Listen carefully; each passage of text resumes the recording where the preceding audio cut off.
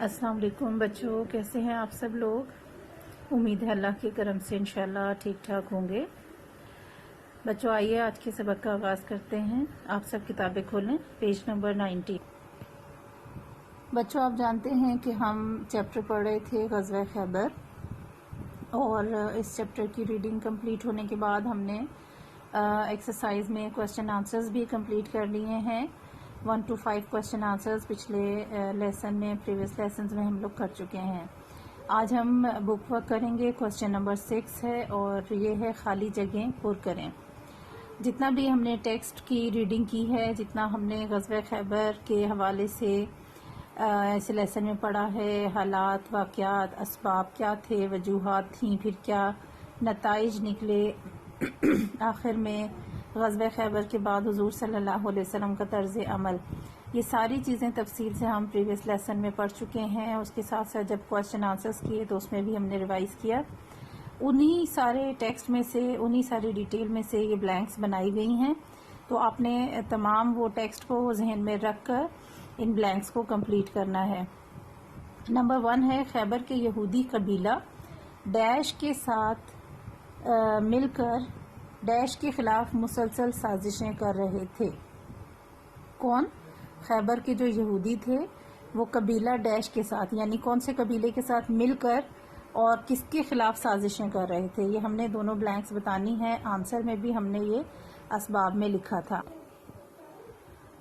جی یقیناً آپ کو ٹیکسٹ میں فرسٹ پیراگراف میں یہ ڈیٹیل ملی ہوگی اور یاد بھی ہوگی۔ خیبر کے جو یہودی تھے وہ قبیلہ غطفان کے ساتھ، بنو غطفان، یہاں پر ہم لکھیں گے قبیلہ بنو غطفان کے ساتھ مل کر ڈیش کے خلاف مسلسل سازشیں کر رہے تھے۔ کس کے خلاف سازشیں کر رہے تھے؟ جی بالکل، آپ صلی اللہ علیہ وسلم کے خلاف۔ آپ یہاں پر لکھیں گے اسلام، دونوں چیزیں یعنی کہ دین اسلام بھی، اور اسلام اور آپ صلی اللہ علیہ وسلم کے خلاف سازشیں کر رہے تھے۔ نمبر 2، اہل ایمان کا لشکر جس وقت خیبر کے دامن میں پہنچا اس وقت ڈیش ہو چکی تھی۔ جب حضور صلی اللہ علیہ وسلم تقریباً 1400 سے 1800 صحابہ کرام کا لشکر لے کر روانہ ہوئے اور خیبر میں پہنچے، اس وقت کون سا وقت تھا؟ ہاں جی بالکل، اس وقت رات ہو چکی تھی، کیونکہ پھر رات آپ سب نے، اسلامی لشکر نے خیبر میں گزاری تھی اور صبح کے وقت پھر یہودیوں پر حملہ کیا تھا۔ نمبر 3، رسول اللہ صلی اللہ علیہ وسلم نے اپنا ڈیش حضرت علی رضی اللہ تعالیٰ عنہ کی آنکھوں میں لگایا تو ان کی آنکھیں ٹھیک ہو گئیں۔ جیسے کہ آپ کو معلوم ہے، ہم ٹیکسٹ میں پڑھ رہے تھے کہ جو یہودیوں کا قلعہ تھا نائم، وہ بہت مضبوط سمجھا جاتا تھا، اور اس کو فتح کرنے کے لیے حضور صلی اللہ علیہ وسلم نے حضرت علی کو طلب فرمایا، لیکن حضرت علی کو اس وقت ایک مرض لاحق تھا۔ کوسچن آنسرز میں بھی ہم نے یہ کیا ہے، کون سا مرض لاحق تھا؟ آشوب چشم کا، آنکھوں میں انفیکشن تھا ان کو، تو اس کے لیے آپ صلی اللہ علیہ وسلم نے کیا کیا تھا؟ اپنا ڈیش حضرت علی کی آنکھوں میں لگایا تھا۔ اپنا کیا لگایا تھا؟ لعاب دہن، منہ کا جو تھوک ہے اس کو کہتے ہیں لعاب دہن، دہن کہتے ہیں منہ کو، اور لعاب کہتے ہیں جو لکوڈی مادہ ہوتا ہے، یعنی جو تھوک ہے، لعاب دہن۔ نمبر 4، خیبر میں یہودیوں کے ڈیش مضبوط قلعے تھے۔ قلعہ ڈیش کو ناقابل تسخیر سمجھا جاتا تھا۔ خیبر میں کتنے قلعے تھے؟ یہاں پر آپ تعداد لکھیں گے، اور کون سے قلعے کو ناقابل تسخیر سمجھا جاتا تھا؟ یقیناً بار بار ریپیٹ ہوا ہے، آپ کو معلوم ہوگا۔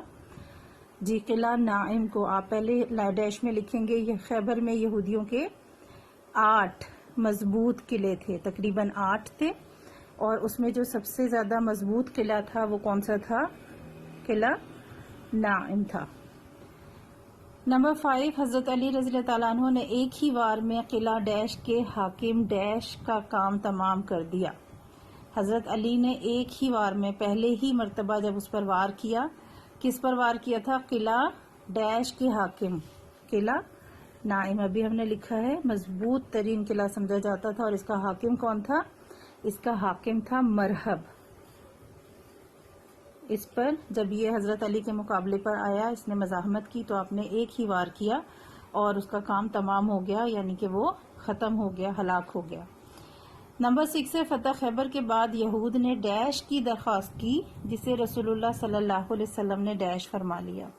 جب خیبر فتح ہو گیا تو یہودیوں نے حضور صلی اللہ علیہ وسلم سے درخواست کی تھی۔ کس چیز کی درخواست کی تھی؟ صلح کی درخواست کی تھی، اور حضور صلی اللہ علیہ وسلم نے ان کی اس درخواست کو، ریکویسٹ کو کیا کیا؟ ایکسیپٹ کر لیا، منظور کر لیا۔ ٹھیک ہے جی، تو یہ تھی آپ کا بک ورک، بلینکس تھیں۔ آپ کو ٹوٹل جو لیسن ریڈنگ ہم نے کی ہے اس میں سے ہی یہاں پر کچھ سینٹینسز دیے گئے تھے جس کو آپ نے کمپلیٹ کرنا تھا۔ نیٹ اینڈ کلین آپ یہ کام کریں گے صاف رائٹنگ میں۔ آپ بک سے دیکھ کر بھی اس کو کنفرم کریں، ریڈنگ کریں تاکہ آپ کو مزید یہ پوائنٹس یاد رہیں۔ اس کے علاوہ بھی کچھ پوائنٹس جو ہیں وہ بلینکس بنائی جا سکتی ہیں، کیونکہ آپ کو مکمل ورڈ ٹو ورڈ ریڈنگ کی ہے تو آپ کو معلوم ہونا چاہیے، کہیں سے بھی کوئی ٹیکسٹ لے کر اگر بلینکس بنائی جائیں تو آپ کو وہ آنی چاہیے، سینٹینسز کو کمپلیٹ کرنے کا آپ کو معلوم ہونا چاہیے۔ ٹھیک ہے، یہاں تک آپ کا کمپلیٹ ہو گیا کام۔ آپ نے یہ بک پہ ہی کرنا ہے۔ کوسچن نمبر 6 اگر پریویس کوسچنز نہیں کیے ہیں تو اپنے ان لیکچرز کو اٹینڈ کر کے اپنے اس کام کو کمپلیٹ کریں۔ انشاءاللہ نیکسٹ چیپٹر جو ہے وہ نیکسٹ لیسن میں سٹارٹ کریں گے۔ تب تک کے لیے اللہ حافظ۔